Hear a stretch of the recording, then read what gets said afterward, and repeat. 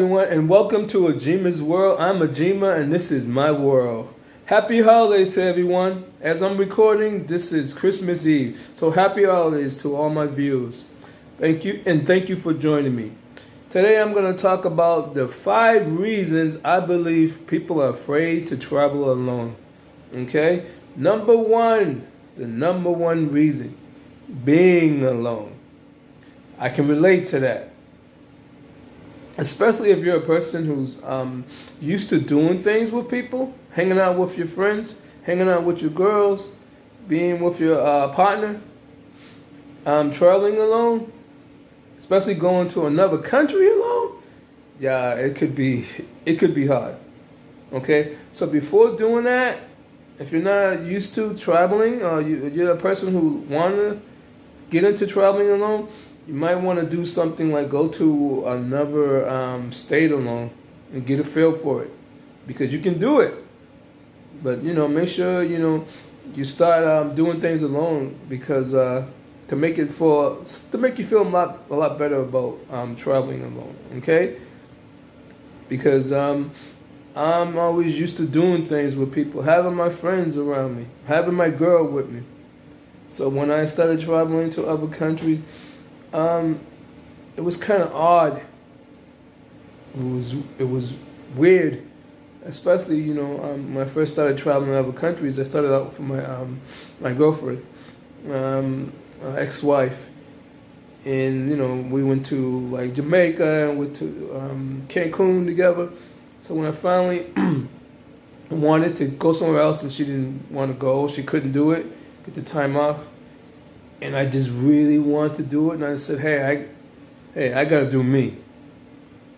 And I think my first big one was Hawaii. When I lived in Cleveland, I went to Hawaii. Whoa, I had such a good time. It was kind of odd not having my partner with me, but I had a good time. Met some really nice people in Hawaii. It was great. And then I went on to check out Canada. Toronto, had a great time. Okay, so you can do it. Travel alone. I've been places alone. Been to Panama City recently, Medellin, Colombia recently alone, and had a great time. And met a lot of cool people and friends also.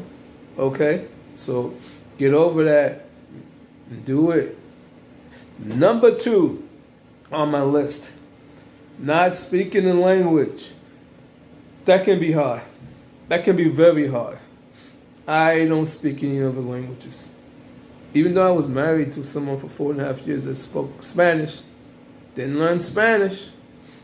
But before I went to Panama City and Medellin, I did go online and try to learn Spanish. I know the little basic stuff, but still, when you get there, trying to use it, didn't do a whole lot.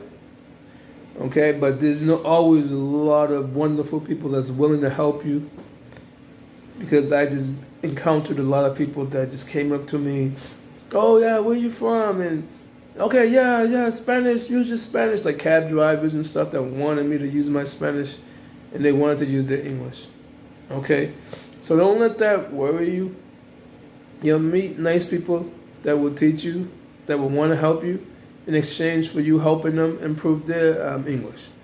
Okay, so don't let that not speaking the language get to you, regardless whatever country you go to. Okay, and number 3, getting sick overseas. That's not something I've ever really thought about, but that's something I'm gonna think more about from now on, because when I was in Medellin, Colombia, not anything against the food, but just that I wasn't used to certain foods in the morning that I would eat. In my stomach, I had a lot of problems in the morning. Okay, and I was like, whoa, wow, So get some kind of insurance for that, in case you get sick and you need to go see a doctor or something. And also, when I did go to Medellin, Colombia, I was just getting over really bad ear infection. So by the time I left, the ear infection came back. So I was having waking up in the mornings The room was spinning around slow, fast, and slow. And it was terrible. It was terrible. But I still was so happy to be in Medellin that I just did my thing. Because, also because I had problems with my balance too. It was throwing off my balance when I walked. But I just hung in there and made it through the 3 weeks. Okay, but yeah, you want to get insurance and stuff in case something happens to you. Number 4 on the list, the fear of being kidnapped or robbed. Now, when I told people I was going to Colombia, and you can see in a lot of my other videos, people were like, no, you crazy, don't go. Don't go. You're going to get kidnapped. You're going to get robbed. I think everyone I spoke to told me that. Okay, I understand. We hearing all this stuff in the news and stuff in America. But you got to go. You got to live your life. You can't listen to what everybody say. But go and always use common sense. Okay? Because when I was in Panama City, when I was in Colombia, Medellin, Colombia, I felt safe. There were soldiers and police officers everywhere. Okay? And there's times where I walk down dark streets in Panama City like 3 o'clock in the morning. And when you're walking, there's always usually a lot of cars and stuff. There was no cars coming. And I saw some shady people walking down the streets, coming towards me or standing off to the side. But I just walked with confidence. Okay, I didn't act weak or act scared. I just act like I belong. Okay, and at the same time, I just put the keys in my hand for protection. Had one key in my hand sticking out in my hand for protection. So, just use common sense. You probably wouldn't want to be walking down the street that late at night. I mean, I had to walk about maybe 3 or 4 blocks. So I felt confident that I could do it. And it was just like a whole, maybe 2 blocks that was like really dark and there was no light and stuff. But after I passed those couple of blocks, there were like soldiers and stuff, a little further ahead and stuff. So just use common sense, okay? And be aware and not carry a lot of money, not wear flashy jewelries in foreign countries, okay? And number 5, being arrested for drugs.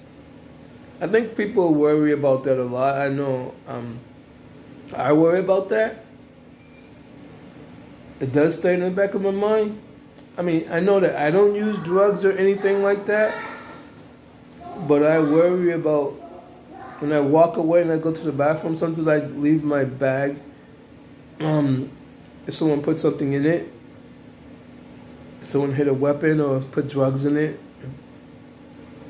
And sometimes I worry because I know I hear about in the Philippines where they go inside your bag and they put drugs in, or they'll take stuff out your bag, and then when you go through customs and they stop you and they're like asking you like, hey, what's this?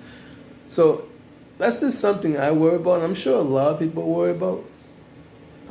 That, all I can say, you have to leave it in God's hands. And whatever you do, don't take drugs into another country. Or try to take drugs out of another country. If you do, I feel sorry for you. Just don't. I don't care what it is. Just don't do it. Okay? So, those are my top 5 reasons I believe people are afraid to travel solo. Guys, again, thank you for joining me. But please, subscribe, comment, like, and share. Okay? Because I know there's a lot of guys watching my videos, and I appreciate you watching it. But please help out by subscribing and writing comments and stuff. It's all good. Write comments and stuff. Okay? Thank you, guys. I appreciate you. Happy holidays to you. God bless you. Peace.